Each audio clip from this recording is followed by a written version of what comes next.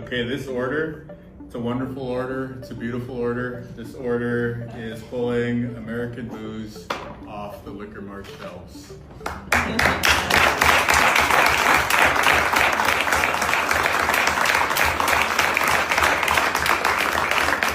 Beautiful people, welcome back to my YouTube channel. Thank you for the support, likes, shares, subscribes. Thank you so much. I appreciate you. So in today's video, shout out to all the creators in this video. All credits goes to them.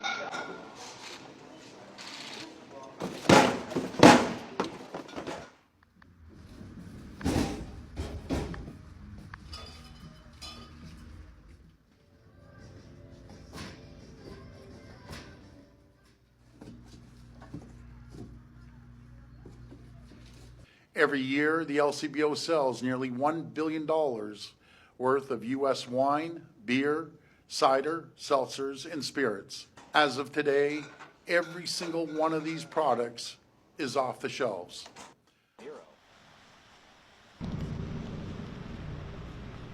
I usually buy my gas for my truck in Blaine, Washington. I don't do that anymore. Why should I be helping the U.S. economy when they're doing all these bad things to us?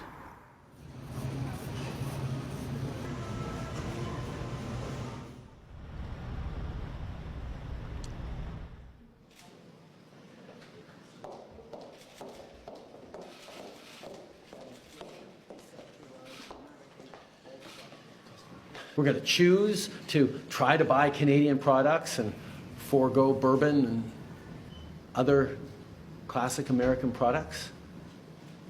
And yeah, we're probably going to keep booing the American anthem. We're booing a policy that is designed to hurt us.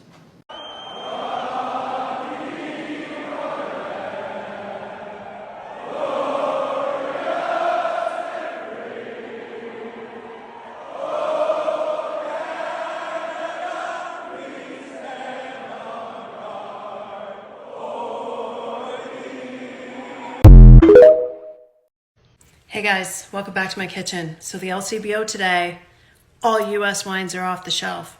And I have not been buying US wines for quite a while, so I've done some sampling. Some not so much that I like, that I have in the fridge for cooking with. But I have found a few that I really like, so I thought I'd share them with you. I'm not a wine connoisseur, but I'm kind of a wine snob. I don't love a shitty wine. Ontario wines, honestly, like Sandbanks, Pinot Grigio, love it for a white, but just haven't found reds that I just love unless I'm spending a fortune. And I drink a glass of wine every night, so I need to have something more of a price point. So I'm going to show you some wines that are really great that you can buy at the LCBO now that are not Californian wines, but a nice, dry, rich, full-bodied wine. That's my thing.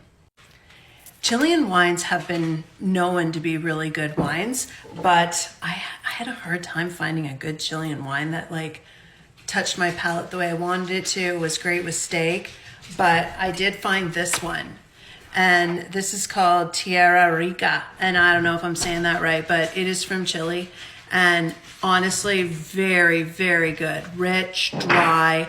I'm going to say this price point is around $14.95, maybe $15.95. It's hard for me to remember exactly, but it's around that range. Cheap, yummy. And the next one that I have for you guys is this is a French wine. And did you know that the tannins are just not as extreme in European wines? Like you can drink more and not get hungover. I don't know, not that I'm going to, but this one is chef's kiss right here. See the bottle? Yeah, that guy right there is so good. It is a Cab Sauv again. I love Cab Sauv. It's my wine. Fortant de France is the winery, and it's Terroir de Altitude. I said that terrible. And I'm French. I shouldn't be talking like that. And then this one's been a standby for me. I've actually used it lots of times. It's very full-bodied. Those are my two favorites. So I was going with like number one, damn, close to, I don't know, they're tied. This is a really good one. $15.95, guys. $15.95 for this French wine. And this guy right here, Fat Bastard, I think it's $17.95. Fat Bastard is what it's supposed to be said, I think. But Le Fat Bastard. Incredible wine. I've always liked it, and it's not US, so you don't have to worry. You can buy these wines. I hope I helped you. The United States launched a trade war against Canada, their closest partner and ally, their closest friend. At the same time, they're talking about working positively with Russia, appeasing Vladimir Putin, a lying, murderous dictator. Make that make sense. Canadians are reasonable, and we are polite, but we will not back down from a fight. Not when our country and the well-being of everyone in it is at stake. I want to speak first directly to the American people. We don't want this. We want to work with you as a friend and ally. And we don't want to see you hurt either. But your government has chosen to do this to you. Now I want to speak directly to one specific American, Donald. In the over 8 years you and I have worked together, we've done big things. We signed a historic deal that has created record jobs and growth in both of our countries.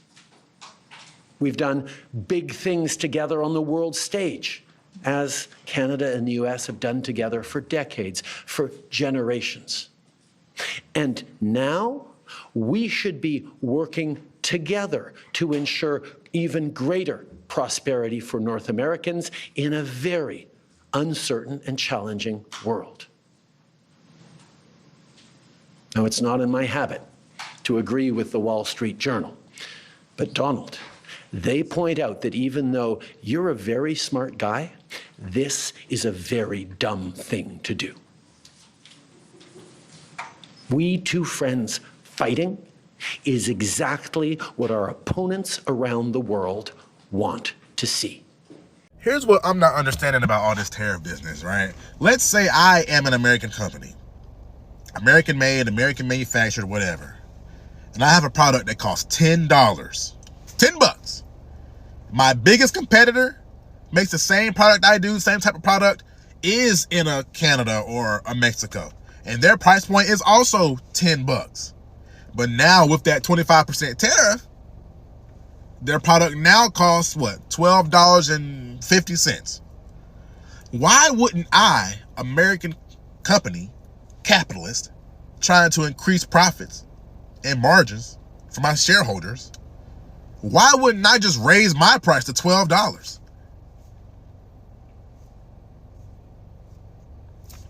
It's still cheaper than, the foreign product. It's American made, but folks are just paying more for it for no reason. Why wouldn't I just do that? Why wouldn't I just, and think about that. Me, regular average dude, can think of this. I know these think tanks can think of this and more. They probably are been thought about this. These tariffs don't just raise prices on foreign goods.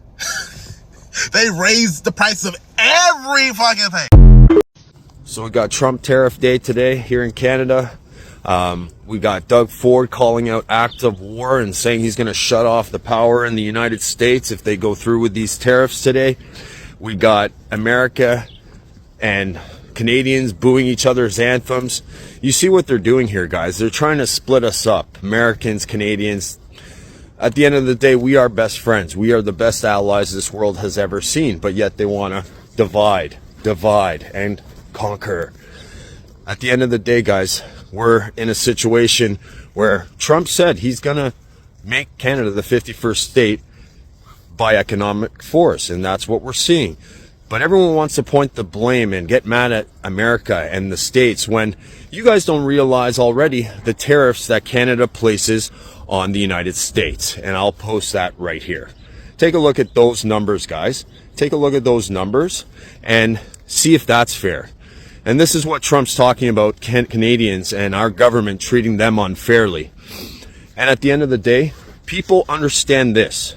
Trump's responsibility is to the American people, not the Canadian people, not the world, Americans. That's what his job was when he was elected the 47th president, to look out for the best interests of Americans. People forget that. At the end of the day, this 51st state thing is becoming more real by the day. It really is. At the end of the day, we are broke. Canada is absolutely in the worst position it's ever been. We look more weak than ever. We probably have China and Russia just salivating at the mouth, seeing the opportunity they have. Why do you think all of a sudden everyone wants to talk about the Arctic? Huh? Who's in our Arctic? Russia? China? Easy money for them. Without American military protecting us, we're fucked. We don't have a military. Our military is depleted. So who's going to protect us? Huh? Who? Us? Ourselves? With our pitchforks? At the end of the day, we want America as our ally. And you couldn't ask for a better neighbor, to be honest with you. People, Canada, this is the beginning of the end. You guys vote in the Liberals, Canada loses, and we're all fucked. At the end of the day, I don't trust any of our politicians in Canada. I really don't. I can't. So by now we've all heard that Canada is removing Jack Daniels from the shelves, and Jack Daniels has responded. They have said that Canada removing their bottles from shelves will be more detrimental to them than just Trump's tariffs alone. But is this you, Jack Daniels?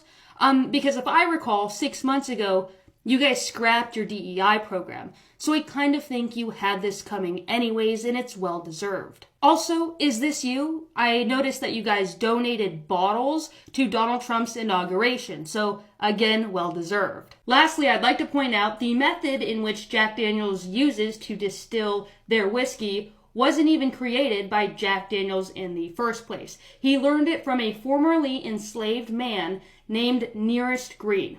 Nearest Green was the first known African-American master distiller. So you guys of all companies should know the importance of DEI, considering you guys stole a method from a man who was way more qualified, all because of a racist family who decided to steal that method and get rich for themselves. Anyways, I'm glad Canada is delivering on the consequences that is well deserved to companies. Congratulations, guys. We've officially entered a trade war with Canada, Mexico, and China. So glad we're doing this. This is great. Oh, and we're destroying our own GDP and stocks are crashing literally into the floor. I'm so glad that when everyone was just rootin' and tootin' about tariffs, that they took the time to read how this would affect us and what we get from tariffs.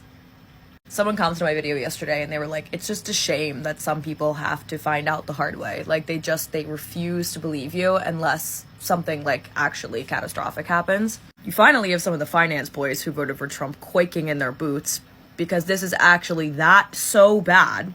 This is that bad. I don't think some of you quite grasp how bad the fallout from this is going to be economically. People who think that they're just because you don't work for the government doesn't mean your job is safe. Like, this is going to affect every industry in this country.